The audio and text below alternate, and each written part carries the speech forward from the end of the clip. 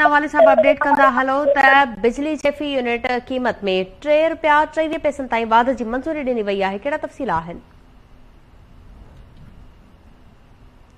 ₹3.23 fee unit ताईं वधाइण वारी दरख़्वास्त ते कामण जो इज़हार कयो वियो आहे। ईंदड़ साल लाइ सरचार्ज लागू करण जी जल्दी छो आहे? अवाम खे सुख सां खणण ॾियो। नेपरा चेयरमैन जो इहो चवणु आहे। अवाम खे महांगाई बिजली कंपनियुनि जी ख़राबियुनि खे ख़तमु करियो। रफ़ीक शेख मेंबर नेपरा वफ़ाक़ी हुकूमत बिजली ते सरचार्ज लागू करण लाइ नई दरख़्वास्त जमा कराई आहे। नेपरा इहो जणायो आहे। पहिरीं दरख़्वास्त में जणायो वियो हो त मंज़ूर कयल सरचार्ज सां कंपनी जी ज़रूरत पूरी न थी सघंदी। हीउ मामिलो केसि ताईं वेंदो? सुभाणे वधीक सरचार्ज वधाइण लाइ ॿी दरख़्वास्त बि अची वेंदी।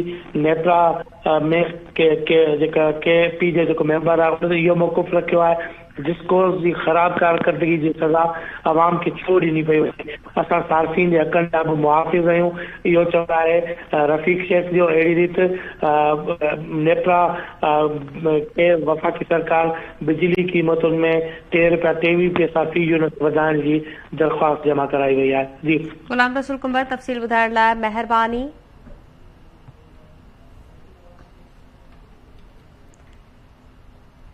नाज़रीन, वाक़ई अपडेट कंदासीं त ग़रीब अवाम खे हिकु ॿियो झटको लॻी वियो। बिजली महांगी कई वई आहे। बिजली जे फी यूनिट क़ीमत में ₹3.23 ताईं वाध जी मंज़ूरी ॾिनी वई आहे।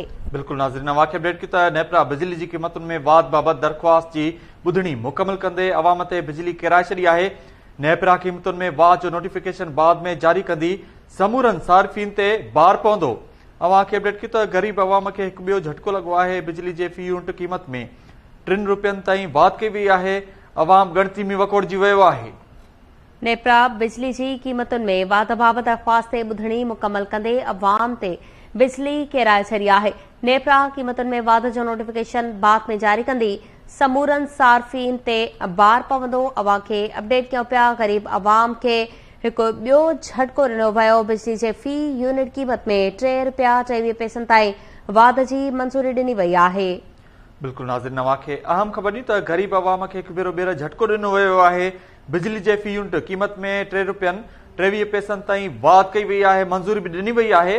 अवां खे ॿुधायो त नेपरा बिजली जी क़ीमतुनि में वाध बाबति दरख़्वास्त जी ॿुधणी मुकमल कंदे अवाम ते बिजली किराए छॾी आहे।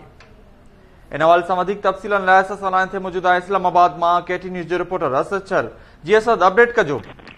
जी बिल्कुलु, अवाम मथां ₹335 अरब रुपयनि जो जेको बार विधो पियो वञे, इन जे लाइ अॼु नेपरा में ॿुधणी थी आहे ऐं इन हवाले सां बिजली महांगी करण जे लाइ दरख़्वास्त ॾिनी वई आहे, जंहिं ते ॿुधणी थी आहे। ऐं इहो बिजली सार्फिन ते ₹3.23 फी यूनिट सरचार्ज लॻाइण वारे मामले जी ॿुधणी थी आहे। इन में नेपरा में जेका थी आहे उन मौक़े ते ॿुधणी दौरान नेपरा जो जेको मेंबर आहे मक़सूद अनवर उन जो चवणु आहे त हुकूमत जेकॾहिं ॿीहर अची वञे ऐं रेवेन्यू जी हुकूमत खे जेकॾहिं ॿीहर ज़रूरत पए त इहे ₹335 अरब रुपया जो वारो जेको चार्ज आहे छा ॿीहर लॻायो वेंदो ऐं हुकूमत खे एतिरी कहिड़ी जल्दी आहे जो इहो सरचार्ज हिकु साल अॻु में पई लॻाए। हुकूमत अॻिले साल वारो जेको सरचार्ज आहे उहो ई अञा ताईं न आहे ख़तमु करे सघी त हीउ वरी ॿियो सरचार्ज लॻायो पियो वञे।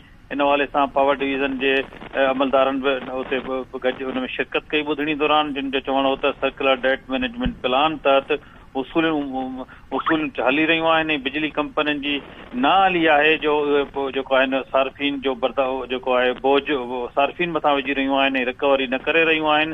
अहिड़ो चवणु आहे नेपरा जे चेयरमैन रफ़ीक शेख जो। इन मौक़े ते ॿुधणी दौरान नेपरा जे चेयरमैन वधीक चयो त जेकॾहिं फीडरनि खे आउटसोर्सिंग करणो आहे त पोइ बिजली जूं कंपनियुनि जी कहिड़ी ज़रूरत आहे जो बिजली जूं कंपनियूं अहिड़े क़िस्म जूं वसूलियूं करे रहियूं आहिनि। ॿुधणी ते हिन वक़्तु समाअत मुकमिल थी आहे, जंहिंखां पोइ थोरी देरि में फ़ैसिलो जारी कयो वेंदो। वॾी महिरबानी अपडेट करण लाइ असद छर।